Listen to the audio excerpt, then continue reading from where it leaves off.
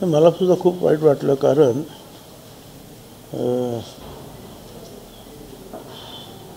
त्याचे जे वडील जे आहेत विनोद घोसाळकर, ते महानगरपालिकेत त्यांनी अनेक वर्ष माझ्याबरोबर त्यांनी काम केलं होतं. नंतर आमदार म्हणून सुद्धा त्यांनी काम केलं. आणि त्यांचा मुलगा आम्ही, म्हणजे मला कल्पना नव्हती, काल मी जेव्हा पाहिलं, खरं स्मार्ट आणि चांगला वेल एज्युकेटेड, शिकलेला चांगला. किती आता हे दुर्दैव आहे की कार्यक्रमाला जातात, काय बाहेर असतात, मग आतमध्ये येतात, चांगलं बोलतात आणि फेसबुक लाईव्हवर सगळं सुरू आहे. आणि मग बस उठून, म्हणजे किती मला काय कळत नाही लोकांच्या डोक्याला झालं आहे काय. आणि ते स्वतःही तो गोळी मारून घेतो. कोण मॉरिस वगैरे कोण आहे, तो स्वतःही गोळी मारून तो तर अगोदरच गेला. आणि दुर्दैवाने जे आहे, अतिशय एक चांगला मुलगा, वेल बिहेव्ड, मला असं वाटतं. आता त्या कुटुंबाच्या दुःखात आम्ही सगळेच सहभागी आहोत. परंतु कसं, पोलीस तरी त्याला काय करतात, किंवा तुम्ही असले तरी काय करतात? म्हणजे फेसबुक लाईव्ह चालू आहे, काय करू शकता का तुम्ही? फटदिशी एखाद्यानं जे आहे खिशातून काढायचं रिव्हॉल्वर, पिस्तूल आणि सटासट गोळ्या लावायच्या, कसं काय होईल मला तुम्ही सांगा. पण पोलीस का प्रत्येकाच्या घरात जाणार? तुमचे मित्र तुम्ही घेऊन बसता, किंवा आपसामध्ये भांडण काहीतरी असतं.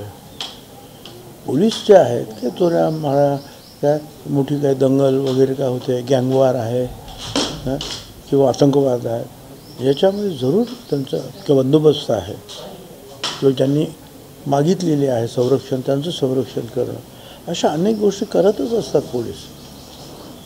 परंतु आता घरातलीच ही माणसं एकमेकाच्या, ते गणपत महाडिक आणि ते कोणतं महेश महाडिक, ते सुद्धा भाऊच आणि आपसातलं भांडण.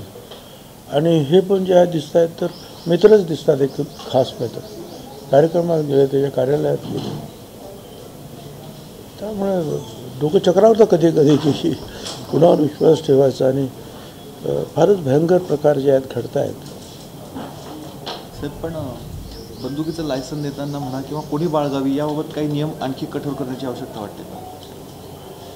करायला पाहिजे, ते कठोर करायला पाहिजे. त्या अशा याच्या जे असतील, किंवा जर तुम्हाला असं लक्षात आलं की अशा हा जो एखादा ग्रस्त हा वाईट मार्गाने जातो आहे, किंवा त्याचे वाईट धंदे आहेत, आणि त्याच्याकडे जर अशा प्रकारचं जर काही वेपण असेल, शस्त्र असेल, तर ते पोलिसांनी काढून घ्यायला पाहिजे, त्याच्यावर कारवाई करायला पाहिजे. आणि देतानासुद्धा जे आहे सांभाळून दिलं पाहिजे. अनेक गोष्टी असतात आणि लोक मागतात, कारणं पण असतात, त्यावेळेला द्यायलासुद्धा पाहिजे. पण जर पोलिसांना असं आढळलं की हा एका वाममार्गाने जाणारा एखादा हा ग्रस्त आहे, किंवा दादागिरी वगैरे करणारा असा गुंड प्रवृत्तीचा असेल, तर मला असं वाटतं त्याच्यावर लक्ष तर ठेवायला पाहिजेच. कारण मला असं कळलं आहे, ह्या मॉरिस वगैरे कोण, हा मला वाटतं 1-2 वर्ष जे आहे कुठल्या तरी एका गुन्ह्यामध्ये जे आहे 2-1 वर्ष जेलमध्ये जाऊन आलेलं होतं. मग त्याच्याकडे शस्त्र कसं काय आलं मला काही कल्पना नाही. साहेब, हे सगळं होत असताना काही फोटो पण व्हायरल झाले मंत्र्यांसोबतचे, नेत्यांसोबतचे, त्या गुन्हेगारांचे. ते होतेच ना, ते सगळं बरोबरच होते ना. आता हे पण बरोबर काम करणारे होते, ते सुद्धा जे आहेत वेगवेगळ्या मंत्र्यांबरोबर वेगवेगळ्या पक्षात काम करणारे लोक होते. म्हणजे गणपत महाडिक काय, किंवा त्याचा तो महेश महाडिक काय, आणि पण त्याहीपेक्षा जे आहेत ना, ते एकमेकांचे नातेवाईक होते.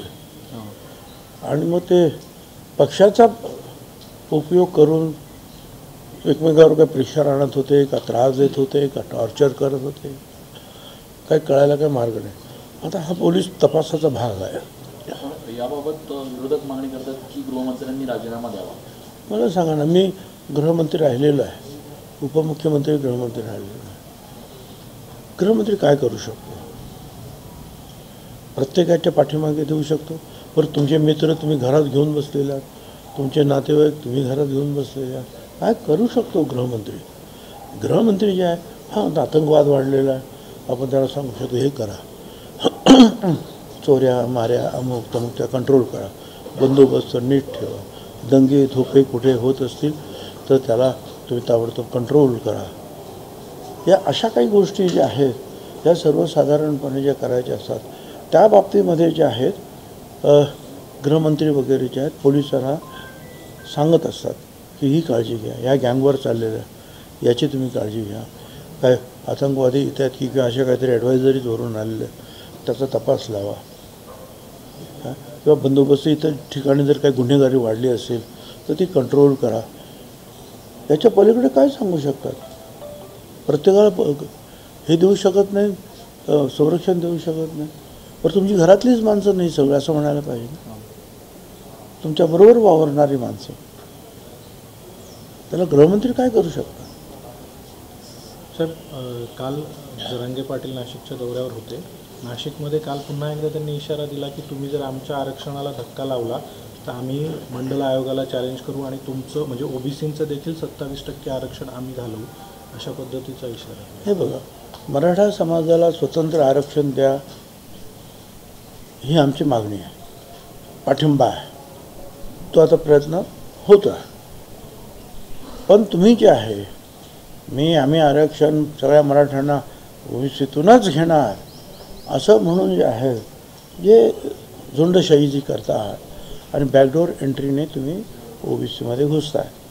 आता मला सांगा, मंडल आयोग ह्या आयोगाच्या माध्यमातूनच ओबीसी आरक्षणाची निर्मिती झालेली आहे. म्हणजे ओबीसी आरक्षण हा त्या मंडल आयोगाचा भाग आहे. आता मला सांगा, तुम्हाला ओबीसीमध्ये आरक्षण पाहिजे आणि मंडल आयोग संपवायचा आहे म्हणजे काय? मग तुमचं ओबीसी आरक्षण तरी कुठे राहतं आहे? मग म्हणजे ओबीसीत आरक्षण द्या आणि मंडल आयोग संपवा. मला काय कळत, अभ्यास नसला म्हणजे असल्या गडबडी होतात. ओबीसी आरक्षण हा मंडल आयोगाचीच ही उत्पत्ती आहे. ते बाबा सिद्दीकी पक्षामध्ये प्रवेश करत आहे, उद्या प्रवेश होणार आहे.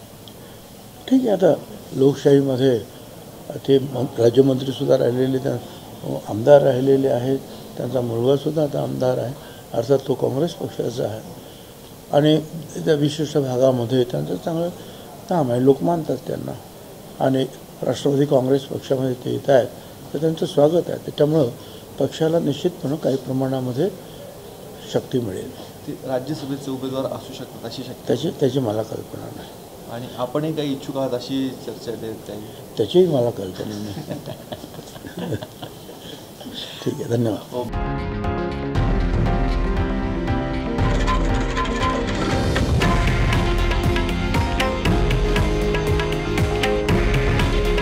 हे आहे देशातील नंबर 1 न्यूज नेटवर्क आणि आपण पाहत आहात TV9 मराठी.